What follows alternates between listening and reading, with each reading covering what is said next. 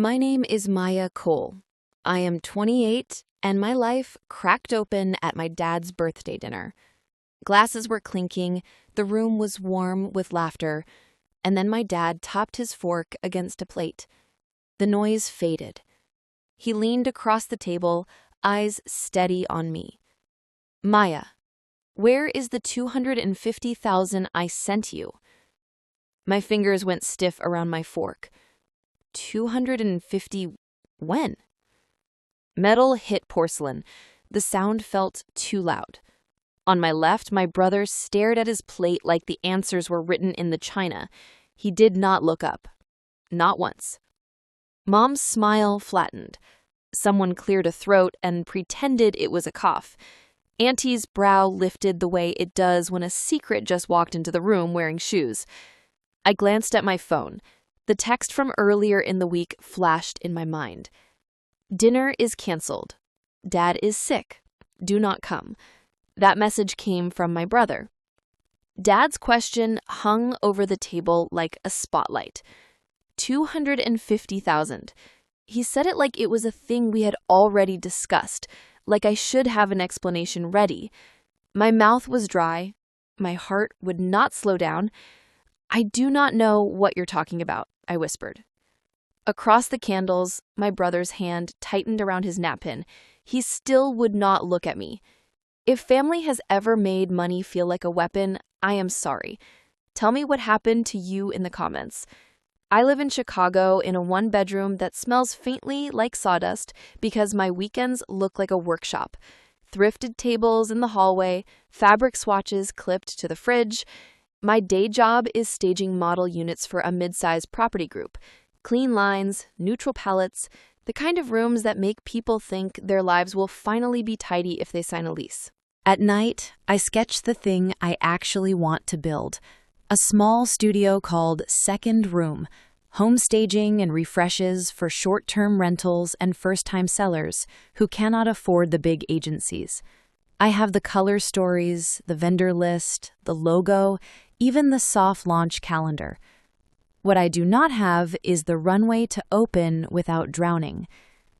I keep numbers the way some people keep diaries. Starter kit for inventory, $48,000. 3 months of rent and utilities for a little ground floor space on Milwaukee Avenue, $12,600. Insurance and permits, $3,800. A transit van, used, reliable, about $22,000 if I am lucky. First assistant on a part-time schedule for the first quarter, $6,000. I have $39,200 saved.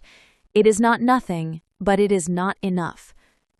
Dad likes plans, not speeches. He is an electrical contractor who turned into a project manager, who still carries a tape measure like a habit. He taught me to keep every receipt, to label everything twice, to never confuse a promise with a plan. He is not flashy. He is dependable. When he loves you, it looks like backup batteries in the junk drawer and your name on the emergency contact line. He knows about Second Room. He has seen the mocks, the pro forma spreadsheets, the little mood boards I taped to the wall. When I sent him the budget breakdown, he called back the same afternoon and made me walk him through every line. Inventory first, transport second, pay yourself last, but not never. It was not approval or disapproval. It was a checklist. My brother grew up in the same house with the same rules. He learned a different lesson. He is good at entrances, new sneakers, new gadgets, a new story every holiday. He sells cars, then software, then a supplement line, then something else. He lands on his feet, even when nobody saw the jump. People call that hustle. In our family, it has always felt like smoke. The older I get, the more I understand what I am actually chasing. I want keys that unlock a door with my name on the lease. I want to walk into a room and know what the plan is for the next 6 months. I want the kind of quiet you get when your dream is not a wish anymore. I want to stop treating my life like a temporary solution. Dad's 60th was circled on my wall calendar in red. He had been talking about it for months. Nothing extravagant, just a full table, his closest friends from church, a sheet cake from the bakery on 3rd that always ices his name straight. I picked out a gift a week early, a slim steel watch with a case-back engraving that said, "Measure twice." It made me laugh when I ordered it. It made me proud when it arrived. I was ready to tell him my next steps. The lease I had my eye on, the small supplier who would front me linen throws if I committed to her for a year, the photographer who agreed to barter a launch shoot for a staged set. It felt like a season was finally lining up. Money, work, timing. For once, all the rows in my spreadsheet were starting to mean something. And then, "Dinner's off. Dad's not feeling great. Don't come." No greeting, no emoji. From my brother. I called immediately. He let it ring out, then texted instead. "He's resting. Mom says it's just a bug. We'll reschedule." "Busy?" "Busy." The word landed wrong. He knows I keep my calendar like a religion. He also knows Dad would call me himself if he so much as sneezed. I tried Dad. Straight to voicemail. The message was cheerful, recorded ages ago. "Leave it. I'll call you back when I find my glasses." He always says that. He always calls back. Mom picked up on the second ring. Her voice came out to break. "Oh, honey, you don't need to fly in. It's nothing. He's napping." "What did the doctor say?" A pause. A drawer slid shut somewhere on her end. "Fluids, rest, you know your father. Put him on when he wakes up." Another pause. Longer. "We'll see." "We'll see." That is not how she talks to me. That is not how any of this works. I called Auntie. The line barely rang before she answered. "Canceled? Since when?" I could hear clinking. She was probably setting out serving spoons. "I was at the house yesterday. He was arguing with me about frosting. He wants chocolate, your mother wants vanilla. I told them marble and to behave." My grip tightened on the phone. So he's not sick. If he is, it started after he cleaned the grill this morning. A beat, and her voice softened. "Are you in town yet?" "Not yet." "Come. Bring that dry sense of humor. I'll save you an end piece." I hung up and stared at my brother's messages. "Don't come." The tone was off. The kind of clipped official text you send a client, not your sister. He'd never told me not to come to anything. He prefers an audience. A new text arrived, as if he'd felt me thinking. "Flights are expensive last minute. Dad wouldn't want you to waste money." Funny, considering flights were never his business and last minute anything has always been my problem to solve. I walked through my little apartment, past the thrifted console table I'd sanded twice, past the rolled rugs I meant to unroll on someone else's floor. The gift box waited on the kitchen counter, the engraving hidden under tissue paper. Measure twice? I messaged Auntie. "I'll be there." Then I sat down with my planner and a highlighter, drew a line through a staging consult, and circled Saturday in red. If there was a bug, I would bring soup. If there was a lie, I would bring a seat at the table. I set my phone face down, told myself to breathe, and tried to work. The room was quiet. Too quiet. Something would make me pick the phone back up. The phone broke the quiet with a soft ping. I told myself to ignore it. I did not. Lock screen. A tiny banner from my banking app. Profile update on linked account ending 9012 at 2:16 p.m. If this was not you, contact us. Linked account. I know the last four on every card I carry. 9012 is not mine. I opened the app and scrolled. The alert was buried under delivery receipts and calendar nudges. I tapped it open and read it twice. There was a blue line under a sentence I had never seen before. Changes to a linked family account may not appear in your dashboard. See email for details. I opened my email and searched 9012. 2 results. One was from a year ago. Subject, beneficiary addendum approved. The sender was a trust desk at a regional bank Dad likes because they still know your name when you walk in. I had skimmed it then and filed it away. I opened it now. Family Venture Fund. 2 sub-accounts. 01 listed my brother as primary contact. 02 listed me. There was a line about contact emails and secondary phone numbers. Mine was correct. It always has been. Back to the inbox. A new message, timestamped 15 minutes earlier. Subject: contact email changed for account ending 9012. The body was short. If you did not request this change, call the number below within 24 hours. The new contact email was a string I recognized, not mine. My brother's handle tucked inside a longer address. I felt it first in my hands, a tightness, like my fingers forgot how to move. I took a breath, then another, and did what Dad taught me. Document. I screenshotted the alert. I saved the PDF from last year. I created a folder on my phone and named it Receipts_250K because names should tell the truth. I tried to log into the trust portal with the link in the old email. The page loaded and then stopped me. Primary contact changed. For your security, please call. I called. After hours, a calm voice explained that a specialist would return my call in the morning. If this was urgent, leave a message. I left one. My voice sounded careful, the way it does when I am standing on a ladder and someone moves it. I scrolled my notifications again, another small thing I had missed the first time. New payee added, Westview Motors. Not in my checking, in the trust ecosystem. Same timestamp window. I did not need to be a detective to guess what Westview sells. My brother has always loved a big entrance. I checked my notes app. Last month, I had written a sentence after a call with Dad. He wants us both set up before his birthday. I had thought it meant a speech, maybe a prayer. Maybe he meant something else. Maybe he meant this. 2 neat sub-accounts with our names on them. Money that was not a wish anymore. A chill moved through me. Not dramatic, just precise. The way cold air feels when a door you thought was closed is not.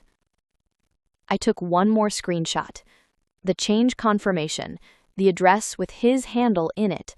I saved it to the folder. And then I did one more practical thing. I opened a blank note and typed the time, the subject lines, the last 4 digits, the wording of the alert exactly as it appeared. Later, this will matter. I booked the first morning flight. Auntie met me at arrivals with coffee and a look that said she had been waiting to talk. In the driveway yesterday, she said as we walked, your brother had a brand new truck with paper plates. Westview Motors on the tag. Sticker still in the window. He kept the sales folder on the seat like a trophy. Westview. The same name from the alert. I did not say it out loud. He told Mr. Chen next door he wired the money that morning, she went on. Said he was flying out Monday for meetings. He would not say where. He smiled too hard when I asked what he was meeting about. What did Mom say?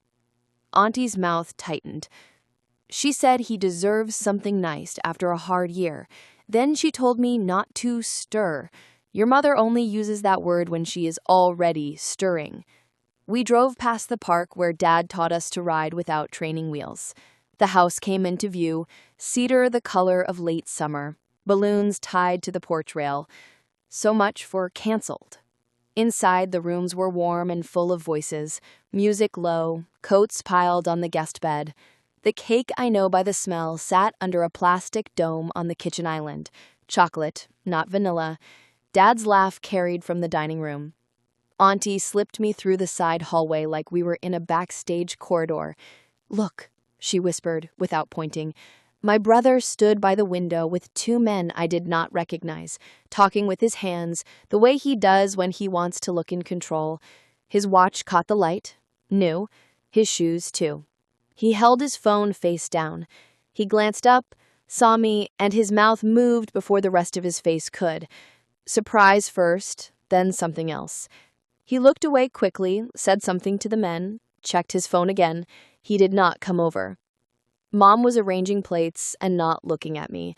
She touched the same stack 3 times, then found something else to straighten that did not need straightening. When she finally lifted her head, her smile reached the corners but not the eyes. "You came," she said, and kissed the air beside my cheek. "I brought him a gift," I said, and set the box on the counter. The engraving pressed against the tissue like it wanted to say the words for me. Auntie poured us water and kept her voice steady. "She has been spending," she said. "Designer store bags last week, a suit that fits like it was measured for him, and he told your cousin he is finally liquid again." I asked what that meant. He laughed. I let the details line up in my head the way Dad taught me to line up screws. The dealership name, the paper plates, the wire, the new suit, the flight Monday, the alert, the email change, the trust note with my name in black and white. The door between the kitchen and the dining room swung and caught, the way it always does when someone nudges it with a shoulder. Through the gap, I could see the table, candles set, napkins folded into little boats. Auntie touched my wrist. "Stay near me," she said, soft. "Not because you need me, because I want to watch their faces when the truth walks in." Someone called for quiet. Glass to glass, the room shifted toward the dining table like a tide. I picked up the gift box. My brother's phone lit up in his hand. He turned it face down again. We moved toward our seats. The noise thinned. Dad lifted his glass. The fork tapped the rim. The room held its breath. Dad lifted his glass, smiled at the room, then set it down without drinking. "Before cake," he said, "I want to say something." Chairs creaked. Someone shushed the music. The door between the kitchen and dining room swung once and stilled. He looked at me. "Where is the $250,000 I sent you?" My pulse went loud in my ears. 250,000? When? Across the table, my brother's napkin twisted in his fist. He stared at the tablecloth like it held instructions. "I never received that. I don't know what you mean." A soft ripple went through the guests, glass against glass, a cough that was not a cough. My brother found his voice before I could find mine again. "He's been busy in Chicago," he said too casually. "She probably moved it, you know how banks—" Dad raised a hand without looking at him. "I'm asking her." Silence folded over the room. He turned back to me. "I set up a family fund last year. 2 sub-accounts. I sent your brother $250. I sent you $250. Separate from anything else. No conditions." His eyes did not move. "Are you telling me you did not get it?" My throat tightened. "I am telling you I did not." Mom stood very still, one hand on the back of a chair that did not need steadying. Auntie's fork hovered over her plate and did not land. Dad's jaw worked once. Then to my brother, "And yours?" My brother swallowed. "Investments," he said. "I diversified. It's all handled." Auntie set her fork down. "Handled at Westview Motors?" she said evenly. He shot her a look. "It's complicated." Dad's gaze cut to him. "Did you change any contact emails on those accounts?" "No," he said too fast. "Why would I—" My phone buzzed face down on the table. The tiny sound felt loud. I did not pick it up. "I need a straight answer," Dad said. "Because if she never saw her 250 and you spent yours on toys and trips, then we have a different conversation." My brother's shoulders tightened. "This is not the place." "This is exactly the place," Auntie said. "You wanted an audience all afternoon." A guest stood, then sat back down. The cake knife glinted under the lights. I kept my voice level. "If we're going to talk about this," I said, "then we should look at the records. I can show you what changed and when." Dad nodded once. "After cake," he said to the room, without breaking eye contact with my brother. "We look at the records." He lifted his glass again. His hand did not shake.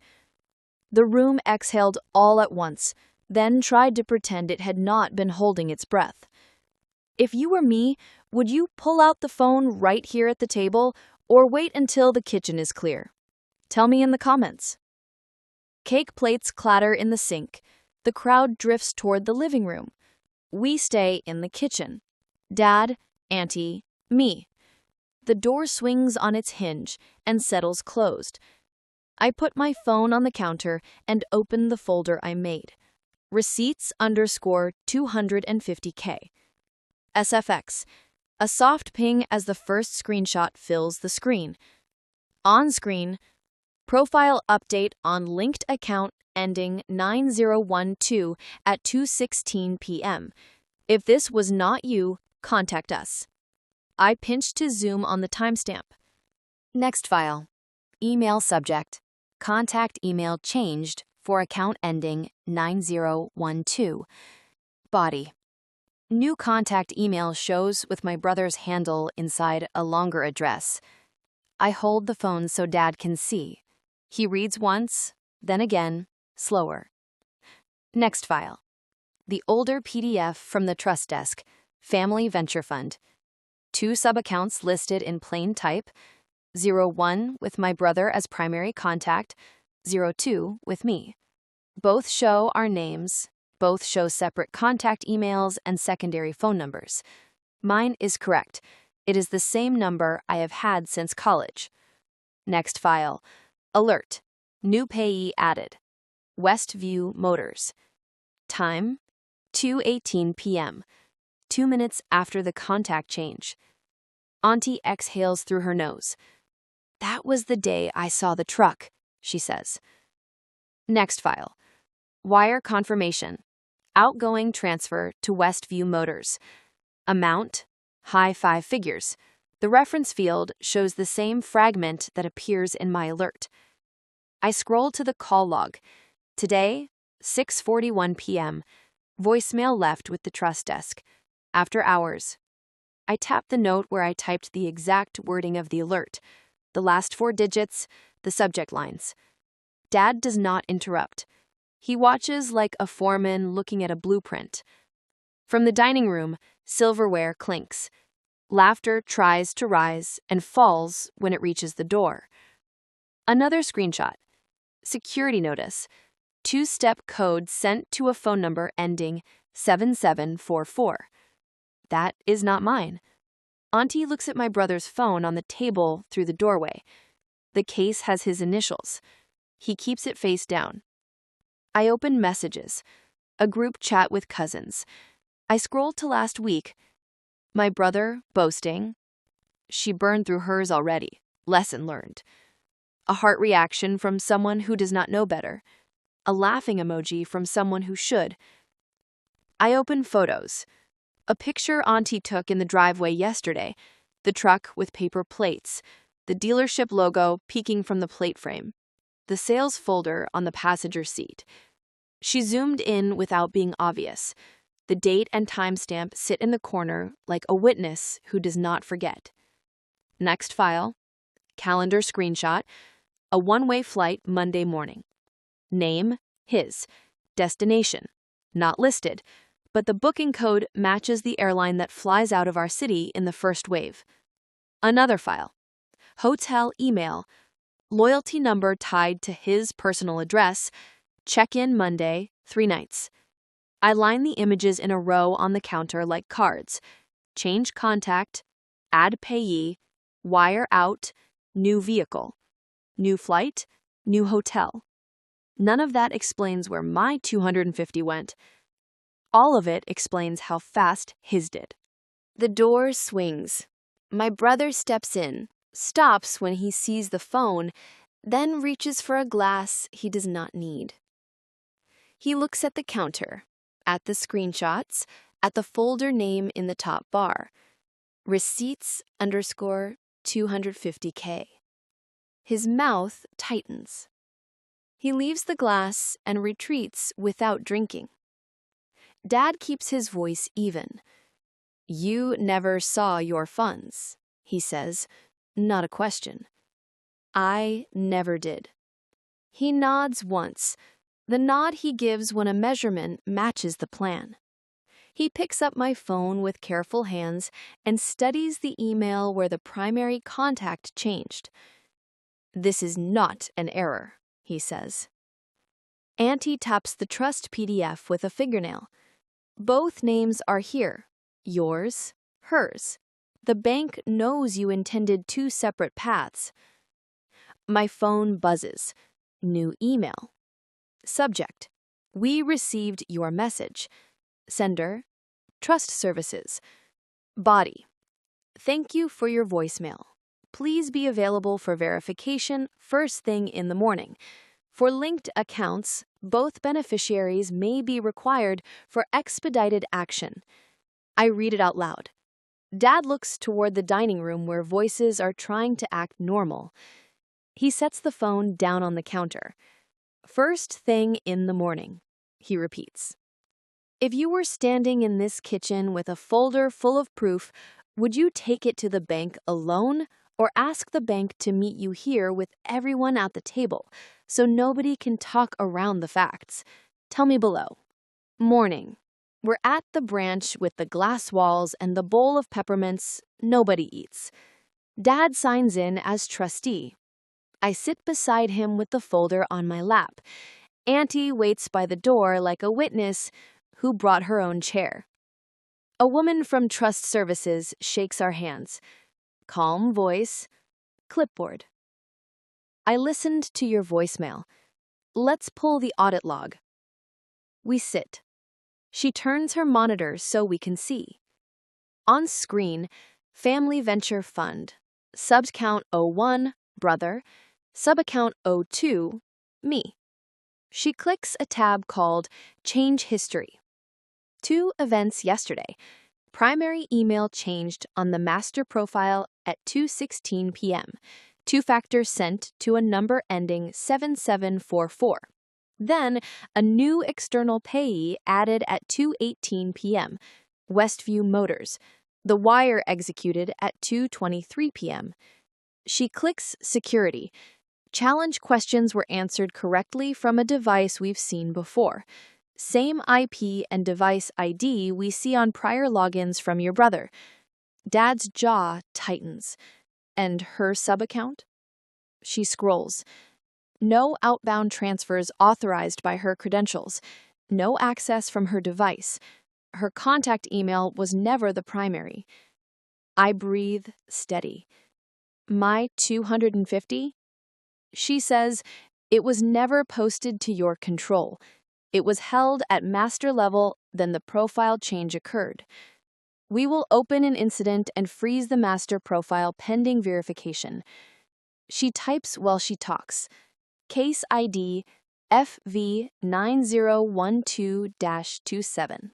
"I'm placing a hold on remaining funds," she says. "The Westview wire cleared. We'll issue a recall request, but dealers usually sweep same day. If the receiving bank cooperates, we may claw back a portion. We'll also lock changes, revert the primary to you, sir, and add beneficiary level approvals. After that, any transfer from either subaccount will require both beneficiaries to approve, separately." Dad signs the freeze form.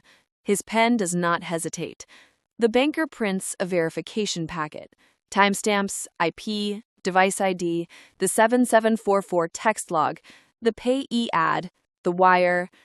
She slides a copy to us. "If you choose to pursue civil or criminal remedies," she says, "this is your chain of evidence. We can also provide an affidavit on letterhead for court." Her phone buzzes. She glances down. "And there was a scheduled profile change set for Monday at 8 a.m. A second email swap. I've canceled it and flagged the profile. Open loop. Bigger now. Monday. A schedule. A plan that assumed we would stay quiet. Outside, we sit in the car with the packet between us. Auntie reads every line like it's a hymn, and she refuses to miss a word. Next stop, she says, counsel. Dad's lawyer meets us after lunch. Plain office, thick carpet, no drama. She reads the packet, then leans back and steeples her fingers. She speaks in steps, the way Dad builds a deck. Here's what you have. Misappropriation of trust funds and conversion. Clear electronic trail. Primary contact was changed. Two-factor went to his device, then a transfer to a personal purchase. On the daughter's share, a deprivation occurred. She never had control. She speaks in steps, the way Dad builds a deck. Options, she says, counting on her fingers. 1. Civil demand letter today. We give him a deadline or we file a complaint. We ask the court for injunctive relief, a temporary restraining order on further transfers, and a constructive trust over the truck and any assets traceable to the wire. Also, wage garnishment if necessary. 2. Criminal referral. Theft over threshold. The DA decides, but your bank affidavit plus the logs are strong. Prosecution can seek restitution. 3. Family agreement with teeth. Signed repayment plan, confession of judgment, a lien on the vehicle, and a clause that triggers immediate judgment if he misses a payment. No handshake promises. Paper. Dad's voice is even. I want it stopped. I want it corrected. I want it to mean something. Then we do both tracks, she says. We lock the money. We serve a demand with proposed terms. If he balks, we file. Meanwhile, you, she looks at me, stop talking to him in texts. No more kitchen debates. Everything goes through counsel. Keep your receipts folder pristine. Screenshots are good. Certified bank copies are better. We'll request those. She pulls a clean sheet of paper. Also, future-proofing, she says to Dad. We update your estate documents so nobody can get clever at the master level again. Specific bequests directly to her with co-trustee requirements and dual signatures for any distributions. She drafts while we sit. The scratch of her pen is the only sound. I'll have a courier take the demand to the house before dinner, she says, finally. He will need to read it with both of you present. He'll be asked to sign receipt. If he signs the agreement, great. If not, we file tomorrow morning with the packet as Exhibit A. Do we tell him first? Dad asks. Her mouth lifts at one corner. You'll be telling him when he's looking at the letter. She slides copies to us, clipped clean, names spelled right, dates precise. If this were your family, would you handle it over coffee or on paper? Tell your viewers that in the comments. People always think they can out-argue a document. I hold the packet. It is heavier than it looks. She stands. One more thing, she says. Do not threaten, do not shout, do not make speeches. Read, present, ask for signatures. Let the paper do the work. Dad nods, Auntie nods, I nod. The courier is already on his way. The clock is already moving toward dinner. We are back at the house before sunset. The balloons have wilted a little. The cake knife sits where someone left it, pointing at nothing. A knock. The courier. Brown envelope. 2 copies inside. Yellow flags where the signatures go. Dad doesn't make a speech. He sets the envelope on the dining table and calls for just us. Him, Mom, my brother, Auntie, and me.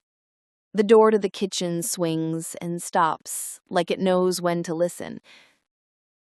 Dad opens the envelope and slides 1 copy across the table to my brother. Read, he says. He glances at the top line, then at me. What is this? Auntie's voice is steady. Words, she says, the kind that stand up in court. He starts reading. His mouth moves without sound.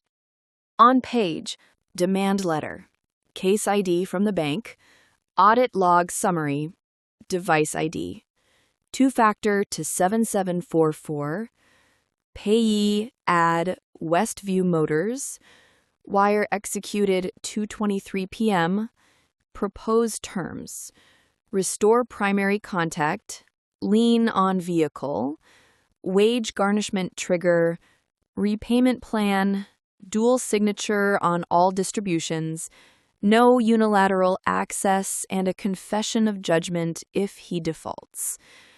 Delivery deadline, tonight. He tries a smile that doesn't get past his teeth. You're doing this here? At dinner? Dad says, you did it yesterday, at 2:23. Mom reaches for the letter, then pulls her hand back. We can talk without paperwork. No, Dad says, we tried talking. He changed emails. I place my phone on the table, screen dark. The folder name, receipts _250K, shows like a caption. My brother flips pages faster now. This is extreme, he says. You act like I stole from you. Auntie, from her, she says. You took what she never saw. He shifts to me. You could have called me. I did, I say. You texted, don't come. He exhales hard, like the room is being unfair to his lungs. Fine, he says, tapping the paragraph with the lien. If I sign, I lose my truck. Dad, if you don't sign, we file at 9 a.m. The bank will give us an affidavit.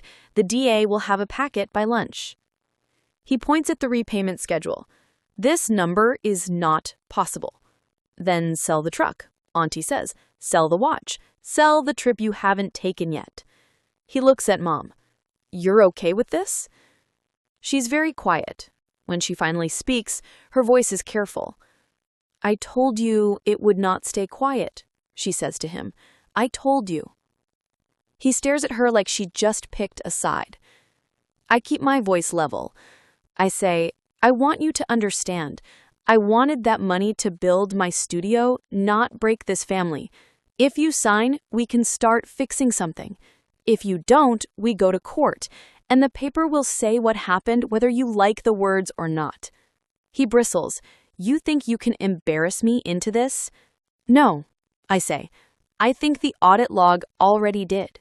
The courier clears his throat, not rude, just present. I need a signature or a refusal, he says. Initial here, here, and here if you agree. Dad sets his pen on the table and doesn't push it toward anyone. He waits. My brother flips back to the first page, then to the last. He reads the sentence that matters. Confession of judgment. If he misses one payment, judgment enters without a trial for the full remaining amount plus fees. Confession of judgment, he says, like the words taste strange. You're serious?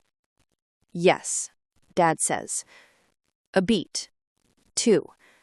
The house is so quiet I can hear the clock in the hallway.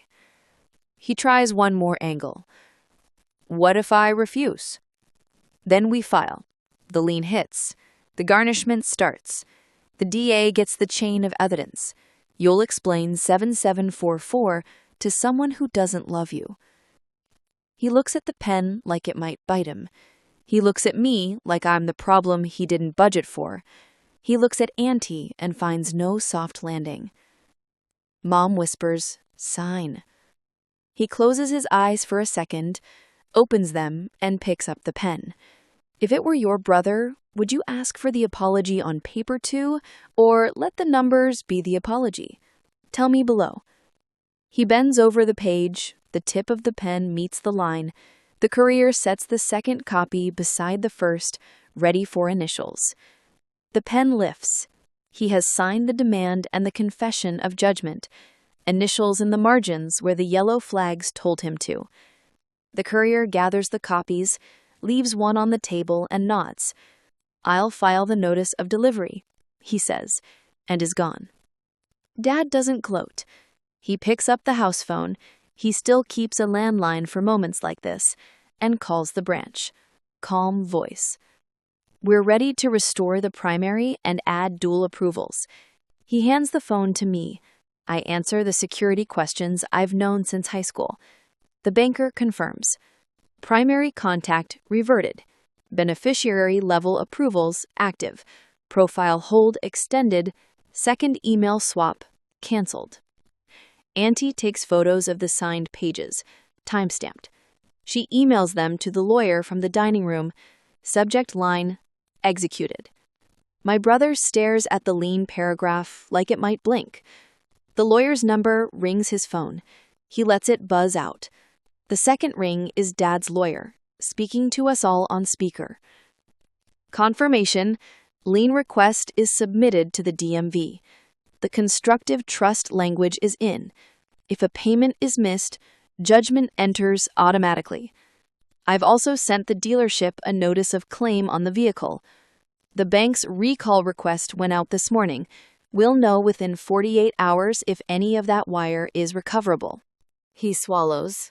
What about my trip? Auntie says gently, the hotel knows our name now. They'll meet the lien before they meet the bellhop. My phone vibrates.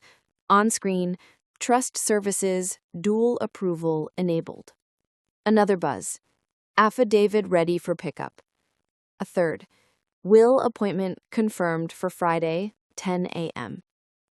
Dad looks at me.